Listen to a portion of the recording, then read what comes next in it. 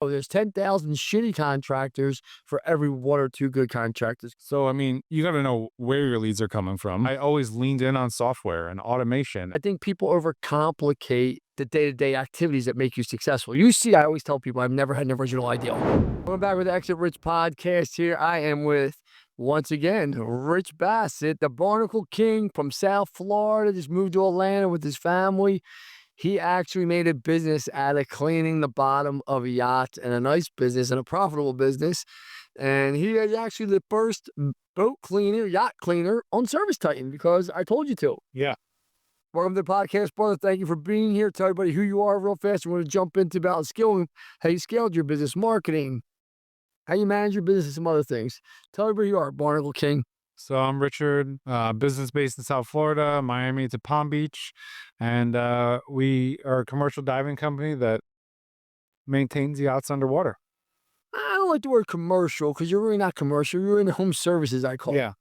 Like, yeah, I'm going to change that for you because a lot of people live on these things. They sleep on them. It's their second home or third home, right? And they're paying you to make sure it's almost like power washing, Yeah. right? Average ticket's probably, I'm assuming, $1,000.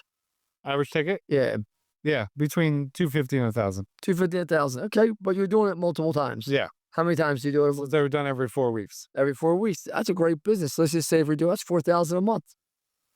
You gotta keep those customers, baby. Yeah. So what made you get into this? What made you like, I mean, I just picture a guy like you, Rich, you're pretty laid back, you're in good shape. I just imagine you smoking a doob one day and you said, listen, I'm gonna go jump in and start cleaning yachts. I mean, like, what made you pick this profession? So I went to school for underwater photography at the University of Miami. Okay. And that's how I got into diving. Okay. And I did this in college for a little bit. And that's kind of how I got introduced to it. And then I started this business 7 years ago. So you did it for someone else.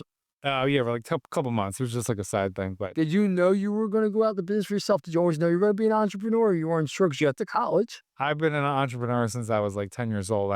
My first business was car wash business at my parents' restaurant. So they had their own business. I used to watch the customers' cars in the parking lot while they were eating. Yeah. For how much? $20. $20 a car. I had like some weekends, 50 cars. I was doing well. You were doing well. I might change you from Barnacle King to Hustler King. I like that. So, he's moving and grooving. So, listen, I met you you came to a shop tour or a mastermind? Well, first I hit you up on Instagram because Did you? your phone number. I give you a call. That was like 2 years ago. Did I answer? Yeah, you did. Okay. Right away.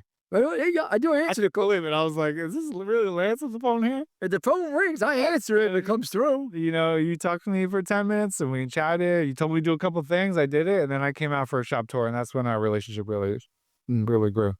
Did you come to a mastermind or no? Yeah, I did one mastermind. What did you think of the mastermind? It was amazing. We had a great time.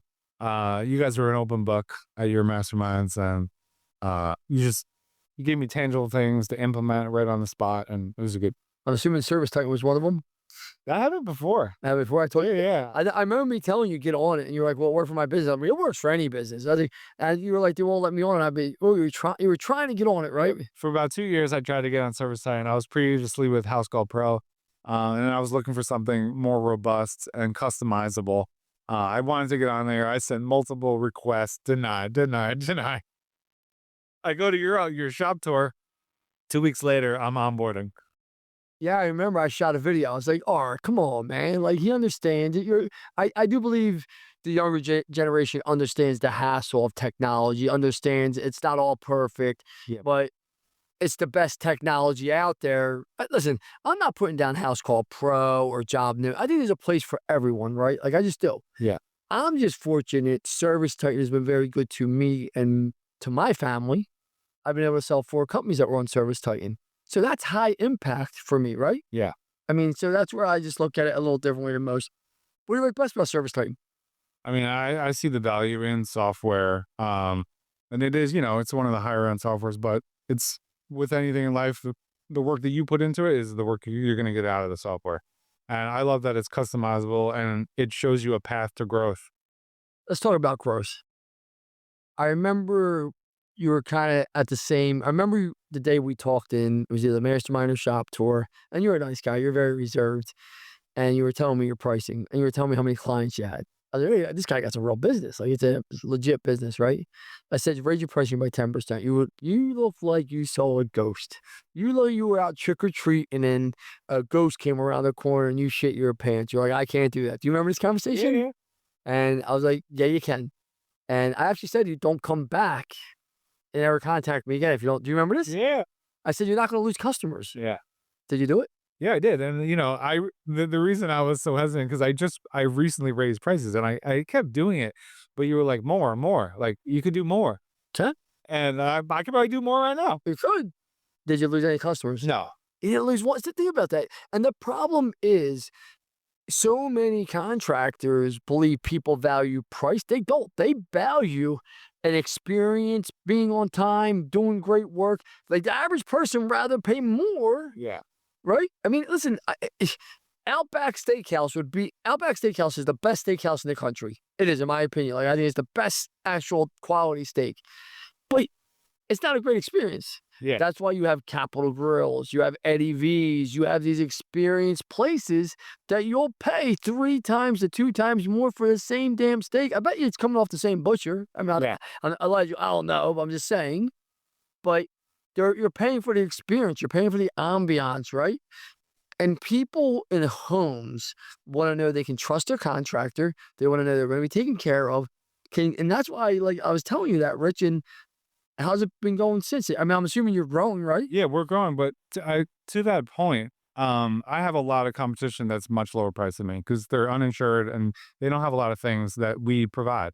And when people ask me why my price is so much higher, when I explain that to them, they're like, "I want that."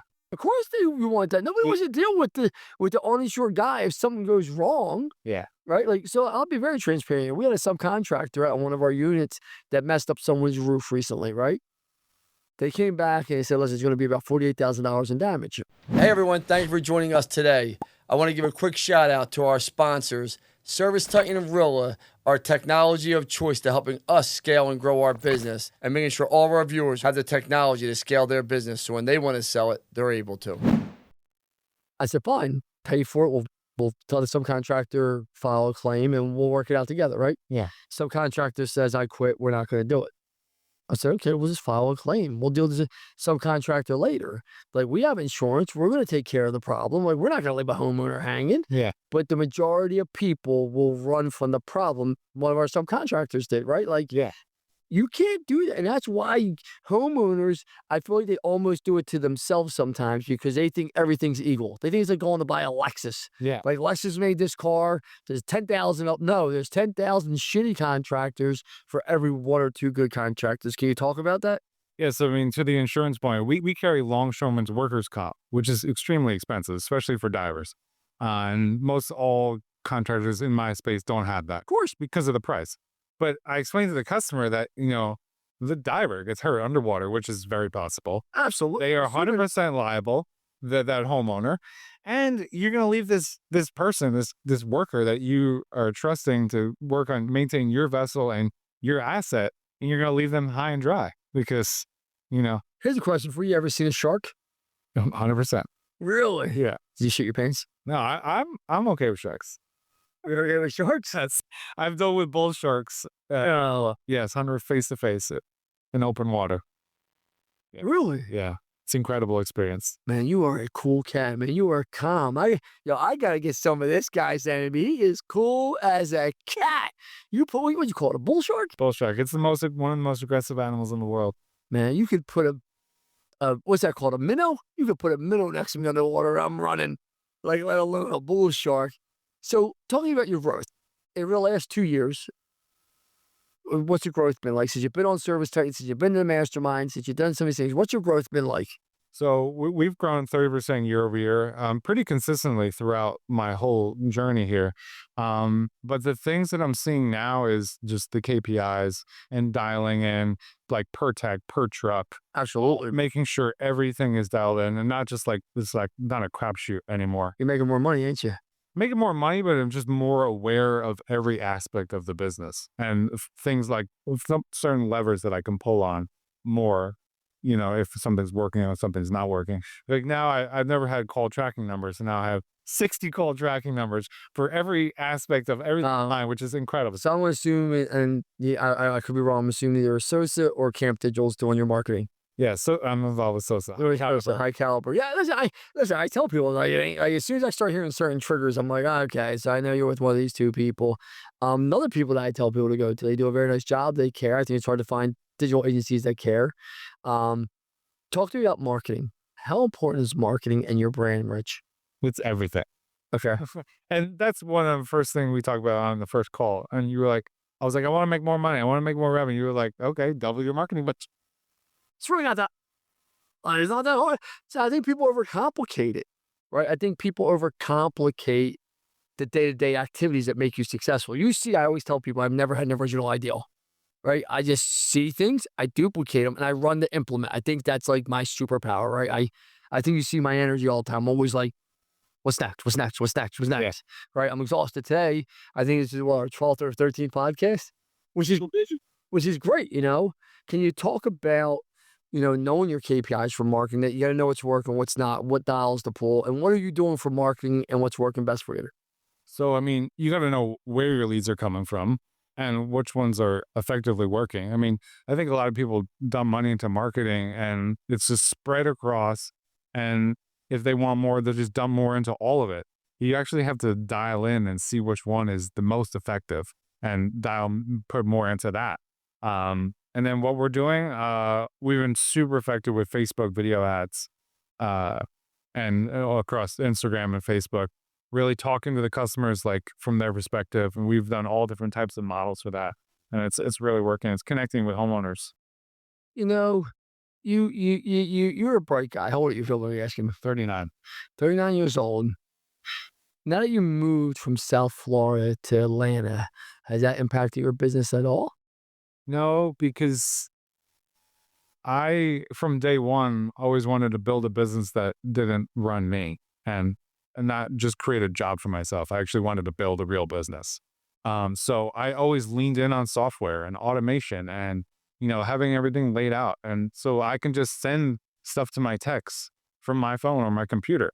And I've done that since day one. And I think really leaning into CRMs like ServiceTitan and stuff like that helps you run a business from remote. How is it like? I mean, your leadership style, you're very smooth, you're very calm. But are your techs all calm too? Because I mean, I don't care what you have. You have stressful business. You have problems, issues occur, techs don't show up. There's issues on this has to be issues, right? Are you always so even keel, man? Like, Like, God damn, I feel like I'm smoking a joint right now with this guy. And I like it, I dig it, but man, woo. I mean, the first couple of years, it wasn't like that. I took a lot of stuff personal in my first 2 years. I've been doing it 7 years now. The first couple of years, it took a lot of stuff personal, and I feel like that didn't work. Um, and I stopped that kind of mentality and realized that like this problems come up in business every day. Every day. What are you gonna do? You're gonna be like bent out of shape like all week long because then that energy reflects back to your Own it, techs and your 100%. team and your customers. So you really have to keep it cool and just roll with the punches. You know, what's next for you? Like, what's next? Because I know you love what you do, but you're always looking at broader things. What do you think's next for the Barnacle King? Barnacle King. I mean, I really want to be the premier home service company in the marine industry and show people like what's possible and show people the model because in yachting specifically, they're a little behind on the times. Yes, they are. There's a very old guard, and I want to show people about the new technology and what's possible. How do people get a hold of you, brother, if they want to talk to you? Hit up the Barnacle King on Instagram and all other platforms. And yeah, I would love to talk to people about home service. I love even sharing people about the tech that I'm using. And We're going to have you on for another podcast all about tech and what he's doing with AI. We're going to set that up. Make sure we set that up, guys. I think you're going to love what this guy's doing. All right? Yeah. Thank you, Rich. Thanks for having me. Thank you, brother.